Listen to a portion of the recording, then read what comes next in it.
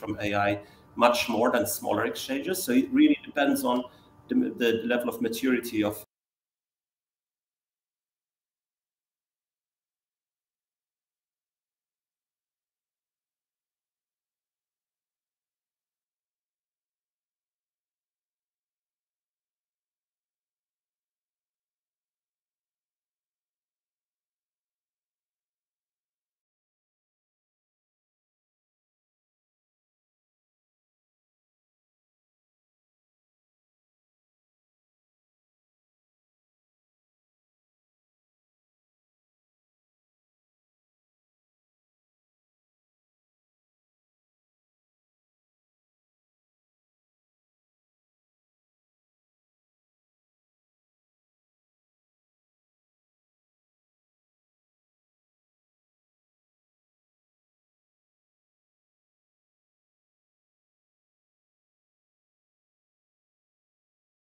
from a cultural perspective in the Middle East and Africa, it's a sort of thing that people are going to be interested in, want to trade and understand.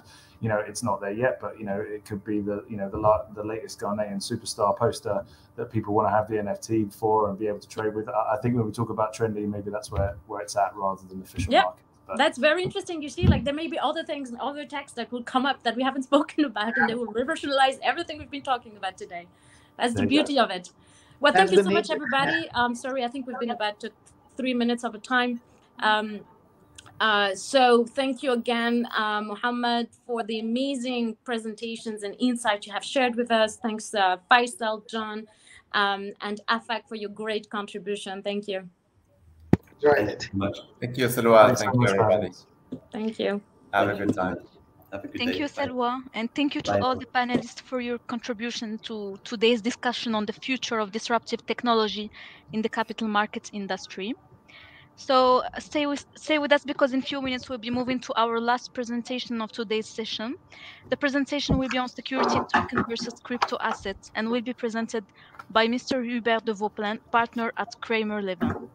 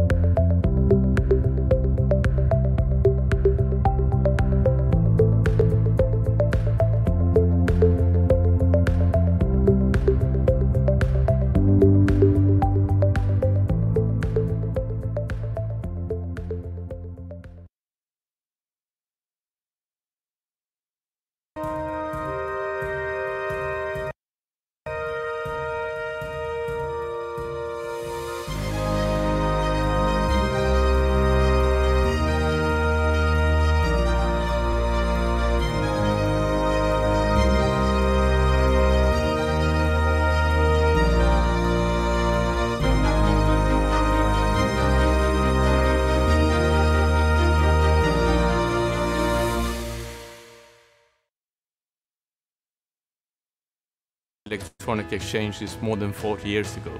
What most people don't know is that Nasdaq is a technology company by its core. Today we provide technology to more than 250 clients in more than 50 countries across all types of markets in the world. The partnership between SGX and Nasdaq is more than a decade now. We are a multi-asset exchange. Our business is vertically integrated and we have an international presence. Technology is no longer separate from business. It's really about how we are reshaping business.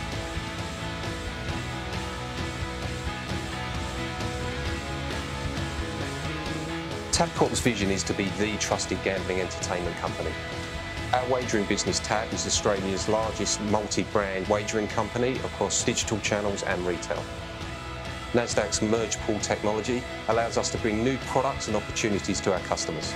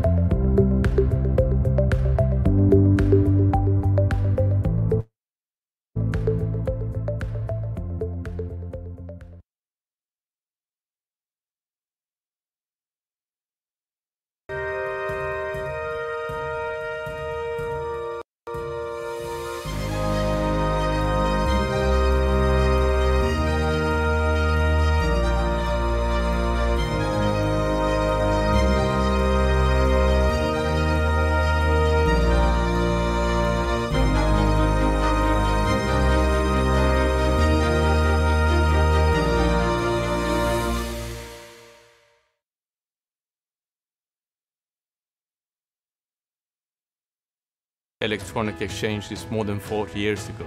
What most people don't know is that Nasdaq is a technology company by its core. Today we provide technology to more than 250 clients in more than 50 countries across all types of markets in the world. The partnership between SGX and Nasdaq is more than a decade now.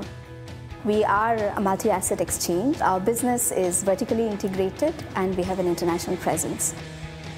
Technology is no longer separate from business. It's really about how we are reshaping business.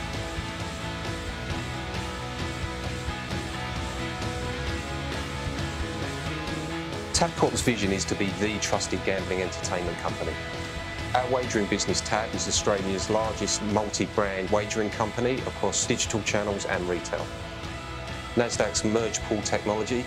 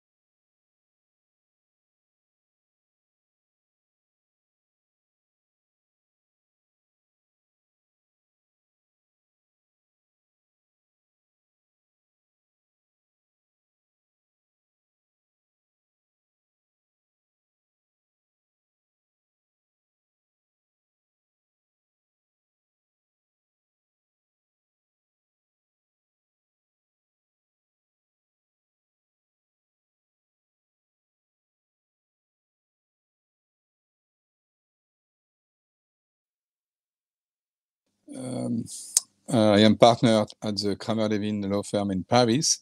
I'm very happy to be with you this afternoon and to discuss on crypto assets and security token.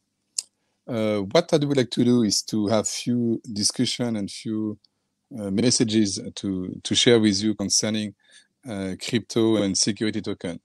And the title of my intervention is quite clear. Which way should the market go for securities, token and crypto assets? Short answer, both way for sure, because the two class of assets are quite different, and we see different needs for crypto asset and security token. I'd like to focus maybe more on specific aspects which are not very well known concerning the limits of security token versus crypto assets. First of all, per definition, and as a lawyer, as you know, there is a big difference between crypto asset and security token. If you look on the main jurisdictions in EU and in the US, the way where those two jurisdictions see security token or crypto assets are not the same. If we focus on security token, the terms are quite interesting. Security token. The first term is important. Security. It means that for both EU and US, if token are like a security, they are qualified as a security. And what does it mean? The need and all the market and all the intermediaries and all people need to follow the security regulation. And this is part of the main limit today for the development of the security token is due to the fact there is no legal certainty in some jurisdictions concerning the qualification and more specifically the legal framework of security token. If security token are securities, it means that they have to follow, again, in Europe, the MiFID regulation and public and private placement regulation, being somewhere in the market with a stock exchange and or with a central depository. The reality on the security token is clearly not to duplicate what happens in the security market. Is to be quite different in terms of organization. And the idea is clearly not to duplicate, but to get such kind of legal framework. And this is why it is important to see what are the limits. The first limit for me to the development and the growth of security token is the absence, or at least the uncertainty of the legal framework, and the fact that on the basic corporate law and corporate regulation should be adapted to a security token. If a security token is a security, it does not work as such as a pure security. And corporate law should be, must be, in fact, adapted for the technology, and specifically if we have a smart contract somewhere. The second limit of the security token in term of development is, again, is not in this sense the absence of the legal framework, is the absence of delivery versus payment in the sense of a financial market. As of today, security token are token, but the payment of security token are, it depends of the activity, but should be or could be on fiat and or on stable coin and or on crypto. But having a pure delivery versus payment process with a security token is quite difficult today due to the fact that the main activities on security token are not organized to work with a delivery versus payment. Why? Because if they use a stable coin, this is not sometimes the best way to have the delivery versus payment. The best way is to use a CBDC, a central bank digital currency, which is not yet, as you know, implemented or in live in the main countries. This is for security token. Concerning the crypto assets, of course, the volume are absolutely incredible.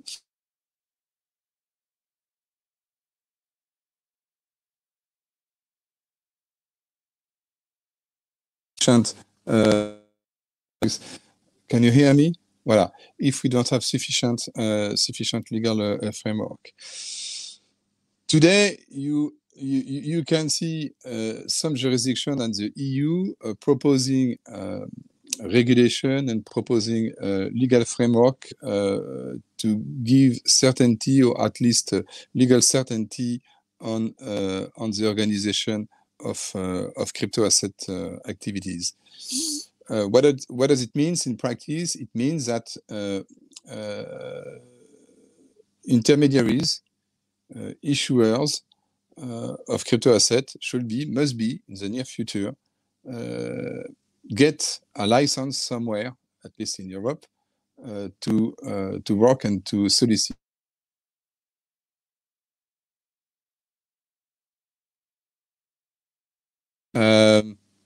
Sorry again, there is some. This is the issue to be on live. Can you hear me? Yes, I think so. And one of the main challenge for a lot of platforms on crypto assets is to get a license somewhere, is to be registered or to be licensed somewhere to continue to solicit and to propose their activities in some jurisdiction. If it is the case in the near future in Europe, I don't see such kind of development in other major jurisdictions where the legal framework is still unclear. And of course, today it has not affected the growth of the market cap for crypto assets, but it could affect the growth of the activity if there is no legal certainty in this world. Voilà, and again, to continue on this way, and specifically for Africa and for Morocco, where the question is, should I develop as a regulator or as a stock exchange any kind of activity on crypto assets and or on security token? The answer is yes, of course, depending on what you want to develop. But more specifically, the question is, what do you want to propose if you want to duplicate the financial world in the crypto, it has no sense, including for the security token. And one of the questions is, okay, what is or what should be the regulator for crypto assets and or for security token? Is it the central bank? Is it the security regulator? Is it the banking regulator? Some maybe both of them. It depends to get again legal certainty of this activity. What we can see in the EU, at least, is to have some startups on security token offering the possibility to first register securities in the blockchain, i.e., to avoid the issuance of any paper or to avoid the qualification of a full dematerialized security and to be only registered as a token within the blockchain, and then to offer the possibility as a platform to be an order book and to facilitate the exchange between buyer and seller on those pure security token, i.e. without having any link with dematerialized or paper on securities paper. Why this is mainly fintech and not directly securities exchange or banks which are offering such kind of activities. This is due, of course, as you can imagine, for the technology, the fact that those fintech are using totally new technology, and then those fintech are acquired or at least have some partnerships with major banks or major stock exchange. And one of the possibility for Casablanca Stock Exchange, as for other stock exchange in Africa, is to develop partnership with fintech on security token in order to develop the possibility not to list the security token in their exchange, but to have something new as a new platform of exchange for security token with, as I mentioned before, the possibility to have delivery versus payment, with the possibility to have or to use a central bank for the exchange for the delivery versus payment, and this can be achieved only if those fintech are close to the financial world and i.e. working with the stock exchange, the CSD, and other financial intermediaries. This is a challenge because people are not waiting to propose new business and to propose new opportunities. We have some interesting fintech in Europe, as in the US, proposing such kind of activities. And for Africa and for Morocco, I see a lot of opportunities to be both on the crypto asset and the security token. But it means, first at all, to have a clear and legal regulatory framework for both crypto assets and security token, which take quite time if we want to have something clear and something to protect investors. Voilà, as we say in French, if I may, a few words on this issue concerning crypto assets and security token. Nothing really new, except that we see more and more interesting development in various countries in terms of technologies or in terms of offers or in terms of evolution of the regulation. It is a good time for Africa and for Morocco to be in the loop too, and to be somewhere to offer to not only for the Africans, but only for other people, the possibility to access to crypto assets and to access to security token in this region. Happy to discuss with you in more details if you wish to have some development in what I said. Difficult to speak without having the possibility to see the public, if I may. I see myself on the screen. I don't see you. I don't know how many people are attending to this video, but again, happy to have a short discussion with you.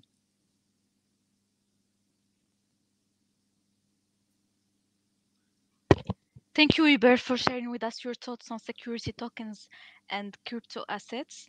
And thank you to all the participants for your time today.